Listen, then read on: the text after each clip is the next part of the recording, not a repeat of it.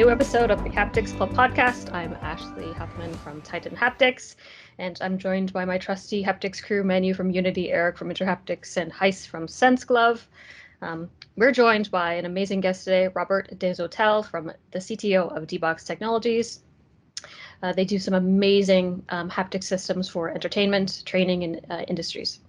He's also a newly appointed chairman of the board and president of the Haptics Industry Forum, the global consortium, and it represents the haptics industry as a whole. As a personal note, D-box is behind really one of my favorite movie experiences of all time. I saw Dune with haptic seats, and it's changed me. If you've seen my tweets, I talk about it nonstop. Sorry, not sorry. So definitely, if you get a chance, you really need to check it out. In the terms of the Haptics Club, you guys, we're a team of people that just have a passion for haptics. We love it. We want to raise awareness of all the amazing people and tech that's happening in the space. There's so many amazing discussions that have been had and are going to be had. We're on season 2 of the Haptics Club. We've got an amazing guest lined up. So this is really we're just getting rolling, just getting kind of cracking and started.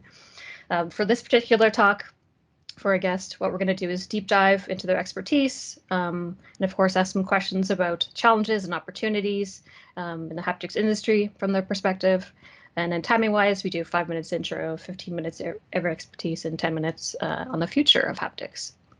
At the 30-minute mark, as you know, we stop the recording and we open up to audience questions. And this is where we get some of the really juicy questions. So for anyone who's listening to this in podcast form, you're missing out. You're really missing out. This is really fun when it's live. So be sure to check us out at Haptics Club on Twitter. We have the Haptics Club website, and we have a newsletter. We keep you posted on all the amazing things happening. So be sure to check that out. So with that said, let's get this started, guys. Manu. Thank you so much, Ashley. That was a great intro. Robert, we're super happy to have you. And to kick it off, what can you give us a little bit of a brief into your role at D-box and maybe a little bit of your background? Okay, well, thank you very much for having me, and a great intro. Thank you very much, Ashley. Well, I'm Robert Desautels. I'm the CTO of D-box. In that role, I oversee all of the hardware, mechanical, electronics, and also all of the motion coding activities that we do. The funny thing is, if I have the time, is D-box was started in 1998. And had nothing to do with haptics back then, because initially we were a loudspeaker designer and manufacturers.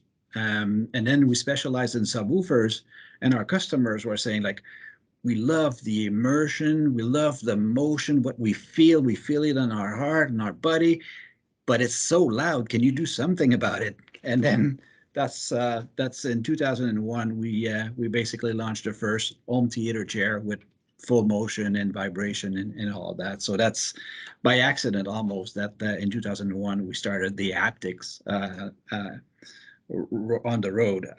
Then 2003 we went to arcades, and the big thing was it was fascinating, and we're all passionate about haptic, and we love the experience, but we said, like, we need a showcase. We need to be able to show people that, like, an experience must be experience. You just can't sell something online which is an experience. And we decided, like, let's go to cinemas, theatrical releases. Oh boy, we're in for a ride.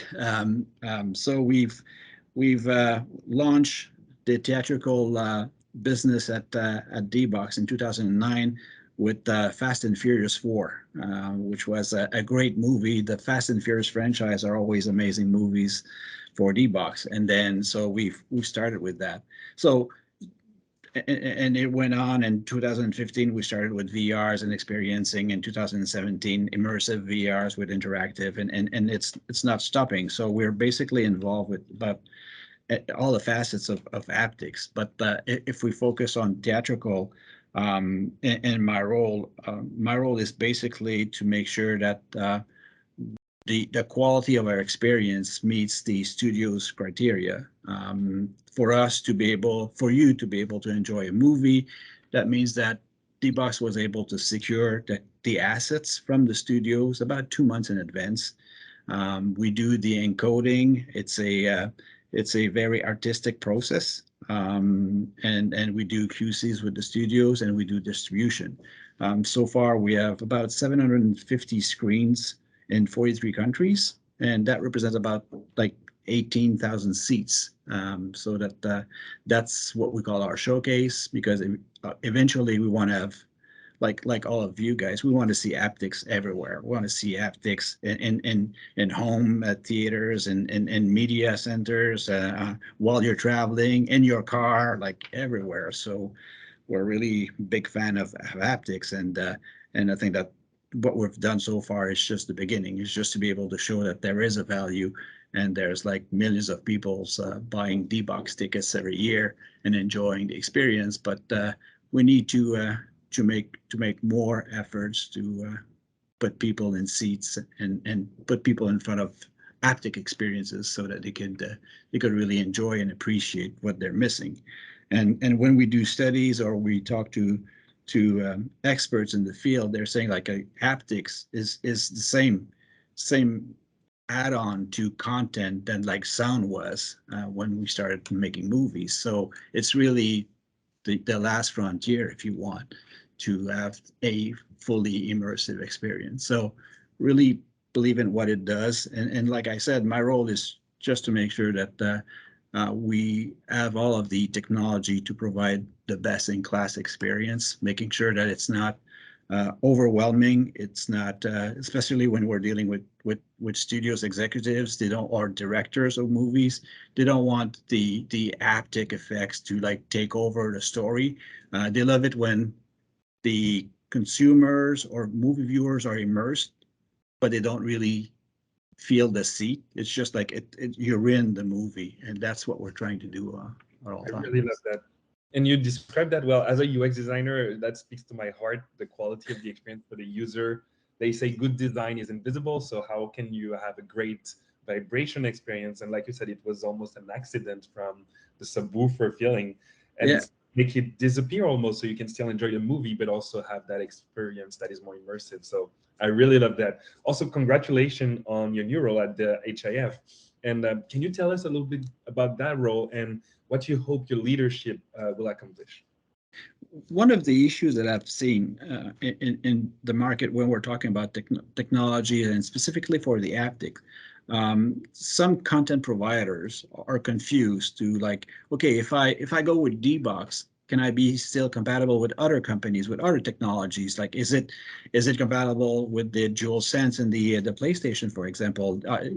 What is all going? And we're basically fighting our own battles. And I think that if you can have a one voice, if you can unify and work with standards and convince the content providers that haptic industry is the real thing, and it's solid and it's not a gimmick, and we're working towards standards. We're working about education. We need to educate content providers and also consumers that when we're talking about haptics, it's not just the buzzer on your older phone, but it's really an experience, and it's so rich now that you could like really create something very different. And I truly believe in that. And when I met with Chris and Eric, I felt that we had the same passion. So I really wanted to be part of the team and work with them. And if D-box can bring value with the expertise that we have, I've been at D-box for 10 years now, so work a lot with all of the technologies, and I really think that the market and the industry is growing.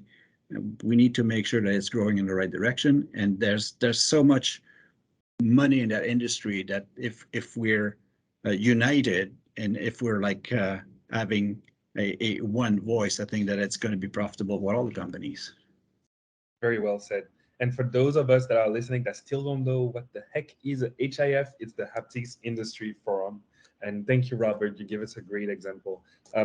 I think this is the end of our introduction part, and we'll diving now into the area of expertise. So I will let Eric ask the next questions.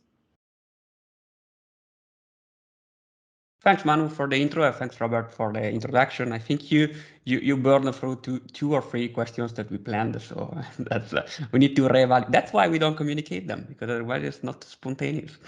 So you told us a little bit about the story about D-box, right? So how you were as a subwoofer and you went over to build Haptics. So my question is more about the business here. I'm interested to understand the ins and out on how Haptics brings value, right? So it seems to me that the D-box today is a end-to-end integrated business, right? So usually in end-to-end integrated business, there is some part that brings a ton of value, some parts that you need to do, but are actually cost because otherwise you could not bring that value to your final customers, right? So in your opinion, where does the value of D-box lies and how could you leverage that to scale the business in the future?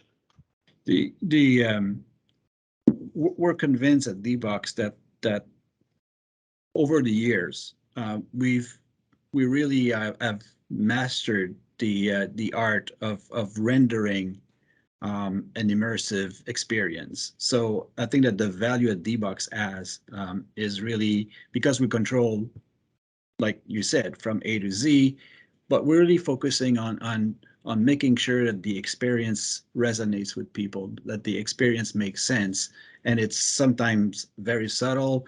Sometimes it's like more intense when you watch a Avengers or Fast and Furious. But we really think that for us, all the hardware, electromechanical device, the actuators is really nice.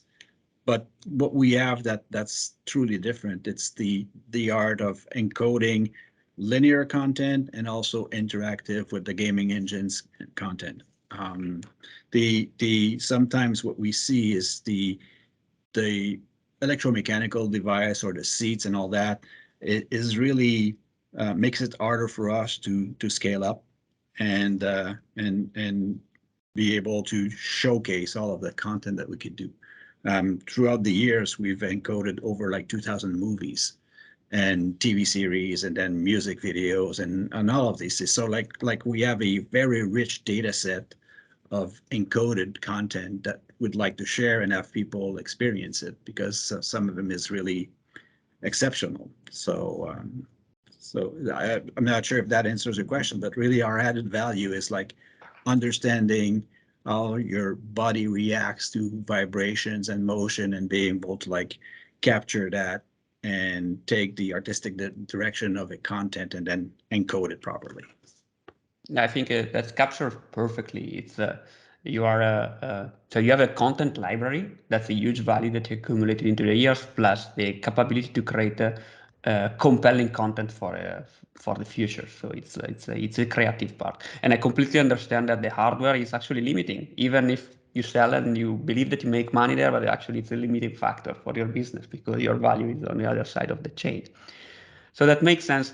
So building on this, due to the fact that the experiences are the landmark, or so really what makes sense and what is the value here, tell us the three most important movies that D-box built in their history that marked this deep understanding of the user feedback, right? Which are the three, not at the top because they may be the most recent, but the three most important movies in the history of D-box that allowed you to build this expertise and understanding? Definitely the first Fast and Furious because it was our first release.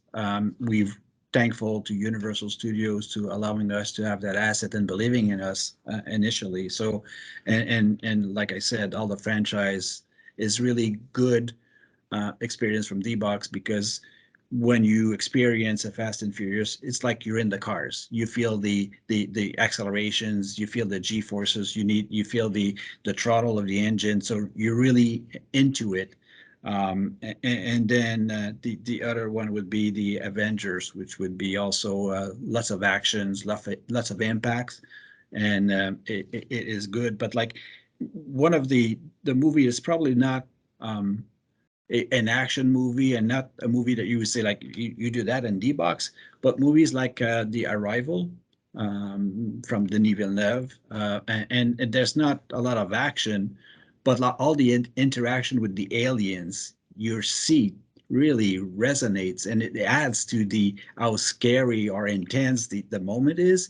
So really those movies are representing like the cars, and we know that like a car chase could be very exciting, all of the action of the Avenger, but then also everything that's subtle, everything that like you have the haptics supporting the storyline and really adding to it. And we love when viewers are commenting and say like, oh, I saw Avengers in D-box, or I saw Arrival or whatever, and it's really good good feedback like that. So it's really interesting. Oh, thanks for sharing. It's great that I love how you describe the experience of the cinema and why these things were a landmark in the evolution. So that looks great. Let's stay on the business of haptic cinema, right? I think you have a competitor which is Korean, if I understand correctly, and how does it actually work, the licensing and the economics of this market, right? I think that both of you are at the same dimension or comparable dimension at least. So how does the licensing from the studios work? Are you in competition? Both of you get the same movies. Some of you get an exclusive release, other one. How does that economics work, if you can share? From the side of the studios, they see D-box and CJ, which is the Korean manufacturer, has been like creating a market, right? Obviously, if D-box was alone, it'd be like probably more difficult to negotiate with studios because there's only one flavor if you want. There's also Mediamation, which is another company that does basically also haptic feedbacks in seat. We usually have the same movies. We have some directors who really do not want any haptic feedbacks or immersion. They really want to have it straight. But movies that CJ will have, we'll also have. So it's a fair competition. The experience is different. We see D-box. We could do the wind and the water and the ticklers and all this. The technology supports that, but like for good or for bad, D-box was always very pure with the experience and not being overwhelming. We're really not a theme park ride. We're just like there to work with the art direction and make sure that the experience makes sense. And some people like it, but some people wants to be entertained like it's a theme park. But like we just have different views. But it really, anytime that you have competition, like you have a market, so it's good for everyone, I think. Thanks for sharing and for the candid answer. I won't ask about the growth of the business because there was COVID, so it's I think it's useless. However, we checked your share price, and in the last 2 years just went bonkers. I mean, it went to 3x, right? Is there something that happened that was well received by investors, or it's because it's the reopening and the interest on the cinema? I think the investors understand anytime that there's like Hollywood titles or theatrical releases, it's good for the business, right?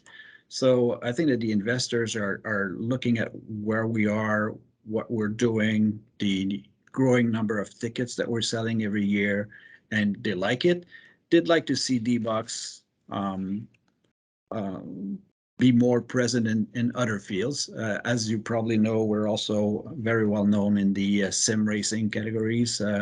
We do have race simulators. We have flight simulators also with using the D-box technology. And again, because of the precision of the motion and the precision of the vibration that we can add, pilots like to have our technology because they say they really can feel the road, and driving a car or race car, they say like, it's not your eyes, it's not your ears, it's actually your butt, what you're feeling. You have to feel the car and the control of the car, and D-box can offer that experience. So we're in different segments that are growing, and investors are liking it. But to be honest, the pandemic was hard because of all the theatrical, and our partners, the exhibitors, are starting to reinvest now. And I think that the pandemic brought one point that's important for us in theaters. The what they call the premium offering is growing, and D-box is one of the highest ticket price premium offering, so it's good for us. And so we're going in the right direction. We just on the technology side, we just are launching a new generation of products, modern architecture, more efficient and all this. So it's going well, and I think that the future will be bright for D-box for sure. As a I'm quick also sorry. parenthesis to what you just said, a quick parenthesis, it made me realize I personally am a fan of D-box and used it since the very first times. But most of my siblings or my family or friends, they don't really know what haptics means. It's always like too technical to display. And they never really wanted to pay more to go to theater. But when COVID hits and theater reopened, now everybody is trying to get that premium experience, to almost have a lounge experience with cocktails and great seats. And they finally booked to watch Dune. And let me tell you, that was my favorite experience ever with D-box. So I needed to say Thank that. Yeah, I mean, I'm maybe partisan, but I just go to the cinema when there is an action movie. I don't anymore see non-action movie at cinema because it doesn't make sense. With the pandemic, I was looking at home, and I always go to haptic cinema all the time. And it's yeah, I mean, it's I think it deserves a premium. We discussed with Parisi and Beerbaum in the Haptics Club. I don't remember which number, or specifically on this, and is I mean, there is really no reason anymore to go to cinema if you don't have a great experience. And haptics, I believe, it deserves a premium in some way or form. So let me share a last question, then we go to the future of haptics, right? So we see it in the latest, actually, CES, and before that you started to work with OEMs like Razer and Cooler Master to introduce your haptics technology into third-party products, right? So what's the rationale behind that? How do you see that evolving? Yeah, it's a good question. Even though we're in theater seats, we were never the manufacturer of seats, so we always focus just on the motion system. And we are trying to find ways to go into gaming, and we know that all of our products lately were like recliners. And I know like a gamer would not use a recliner for gaming. That doesn't make sense, right? And we started playing with concept and say like we'd like to have we had a dream where we wanted to be able to upgrade any gaming seat to a motion seat. So we've worked with Cooler Master and Razer, you said, and we had a concept where we can replace the column of the seat with a motion engine from D-box that basically gives pitch, vibration, and all the texture that we have for game playing. But also, if you want to watch a Netflix movie or any linear content that you want, you can also very easily experience VR. So we started that concept and working with partners because like we said, like the hardware part is harder to scale up, and it's a lot easier if you have good partners. And that's why we've worked with Razer, who launched at CES, and Cooler Master launched a bit before. Their seat design is amazing, and we think that could be a very good way for D-box to really go further and being able to showcase all of the haptics environment that we can create with those seats. Yeah, I definitely see and say this will be a really good showcase for haptics into distributor, and that's I think it's a really good marketing tool. And beside the fact that people would buy these, of course. Okay, so we close this era of expertise, and I leave the mic to Ashley for the future of haptics. Perfect. I get the most exciting questions. You've mentioned so many different spaces, which is awesome. So theater, VR, gaming, and of course, like training. Can you tell us a little bit about where you see the future of these areas in the next 5 to 10 years? We need to borrow a sentence from Bill Gates when, like, very early in the 80s, he said like every home would have a computer. I believe that every home should have an haptic equipment of some sort, a seat or or a vest, gloves, but like because haptic will be the future. That market is supposed to hit like $40 billion mark in 2027. This is like in like 5 years from now. So we need to be able to bring the haptics, democratize it, and explain it properly, and make sure that people will adopt it and they will love it for sure. So I really see the market growing, but there's still some education required from our part to make sure that they understand what it is, that they're not afraid. As a parallel, in 2015, when D-box launched a VR, we had some VRs in theaters like Cineplex, for example, in Canada, and people were just afraid to try it for like reasons that we didn't think about.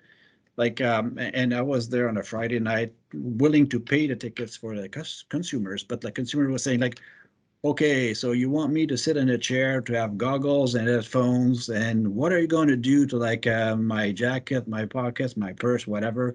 And you said like, no, you don't understand. It's to watch an experience, but it's hard to explain what it is. So I think that VR had lots of hype, and then it was slowed down because education purposes. We need to show them and teach them what it's going to do. There's the same thing that we have to do with haptics. So there's lots of work to demystify it and see what's the difference with all the categories of haptics and what do you have. But like definitely in any case, it adds value. It adds value to what you do, what you play, what you look at, what you watch. It adds value. So we just need to bring the message, make sure that we have good showcases to be able to like not only talk about it, but like have the users experience it. And I think we're going to win, because definitely it's really we're all passionate about it. We all believe in it. We just need to make sure that it's contagious and everybody else will catch it. Well said. Love that so much. I'm curious, is there a particular area that you are the most excited about, even just personally, about where haptics is going? Because there's a lot happening right now, right? VR is one of them, XR. How about for There's you? a couple of items usually less discussed, but haptic has great potential in wellness. There's some studies that we've done that using a mix of frequencies, you could basically help people relax. You can help people fall asleep. We even have a company come here with a concept that certain frequencies would help people and put them in a learning mode so that they could like learn easier. And with all the sensors on your brain and all that, we're able to prove it that when we're hitting the right frequencies, it could do. So like, I think that there's a lot of things that Haptic can do. We have one of our partner company that basically uses haptics for autism. And they're getting great results. So all the wellness sector is great. And because of what we're doing also, but like, it's really cool to play a game with full haptic feedback. That's awesome. I appreciate you bringing that the wellness side up. That's something, yeah, that not a lot of people know about or is talked about often. But yeah, so much potential there, and of course in gaming, obviously I'm a gaming nerd. No one buys these headphones unless you're into Overwatch or World of Warcraft. So I'm right there with you, and really appreciate you sharing kind of like that passion and that excitement for the future of haptics. And yeah, we're all in agreement that we need to educate, democratize, and really rally, because we all win when we work together and educate. So that's really beautiful. If I may. And I think it's important working together, not competing. I think that the market is big enough that there's going to be room for everyone, but we need to kind of like go in the right direction and have the same messaging, because if not, we're confusing the market more than we're helping. That's the confusion, because it's like a bunch of headless chicken, if not. I love what you said about wellness and gaming at the same time, because I think there is almost like a a connection that can be done between the two. I remember one of the first haptics VR experience that I had was someone that was in a gaming conference, but they were not presenting a game. They were presenting an immersive experience. And obviously there is space for that, but it was about meditation and using a haptics headset band that would actually create some level of frequency, like you said, to enter a meditative mode, but also the vibration themselves will soothe the brain and calm the persons. And Right. they didn't want to try yet with babies, but they are convinced that there is a relationship between that and potentially calming babies when they're excited or too angry and things like that. So Yeah, I'm the interested. dryer idea, like, yeah. Wasn't there the Ford prototype of the lullaby that was moving like replicating the car motion for the babies, and the babies were super Exactly. sleeping the whole time. And That's I see a business there. Oh, there's lots of things that you could do. Actually, the relaxation mode came after we've talking to, like, let's say, our customers like Cooler Master and Razer, and we said, okay, if we offer something that does gaming, what else would you like? Would you like to be able to watch movies, listen to music? They said, no. After we're gaming for like 6, 7, 8 hours, we need a relaxation mode. Oh, okay. I love that. Haptics to fall asleep. I Yeah. mean, I think it's extremely fascinating. And if you have someone that you can contact to make an Haptics club on that, we would love that, because it's I think it's not well understood, and I think it has an enormous potential. Because I mean, if it's you can use that like music to get concentrated and whatever, that's a huge use case. And if you can help people, that's a fantastic opportunity for haptics in general. So there is even wellness interested. with heated seat, and it's still haptics to a certain extent. It's Yeah. a mix of sort of haptics vibrations and temperature, and how can you put yourself in the best mode to be able to learn. I love that. Yeah. That's the application of that. Stuff to do. And you know that some theaters in the States, they already have recliners with motion and heated seats because of the Oh, air conditioning being so cold in the summertime that they needed to have heated seat recliners. that's amazing. And it really works. It's nice. Oh, I love that idea. That's brilliant. I'm always cold. As a Canadian, I want it. Yeah, right. That's awesome. Yeah, this area that we're talking about is kind of like magic. Like there's a lot happening. Some we don't really know why. Some people do, but it's just one of those things where there's so much potential. So that's so exciting. Really appreciate you bringing that up. We've hit the 30-minute mark, which is like both exciting and sad because we've got a million more questions, but well, we've got audience questions as well. So we've got to do that part of the Haptics Club. But kind of just jumping right in, we'll stop the recording, and it's time for audience questions. Of course, anyone listening, there's the Q&A portion is happening. That's when anyone can ask any questions. They aren't recorded, so you'll have to join next time to check it out. And of course, a reminder that our next guest is coming up on April 14th. Matt Toulis, the Director of Product Management, Spatial Computing at Ultraleap, which is super exciting. A lot of really crazy stuff happening in that company. I love it. And of course, if you want to stay in touch with what we're doing, we've got thehapticsclub.com. We've got a newsletter. We're at Haptics Club on Twitter. We're everywhere. Just find us. We're on LinkedIn. We're in all the places. We want to keep you updated, posted, educated, excited about all the world of haptics. So be sure to find us and follow us. All right, let's do it. So anyone in the audience,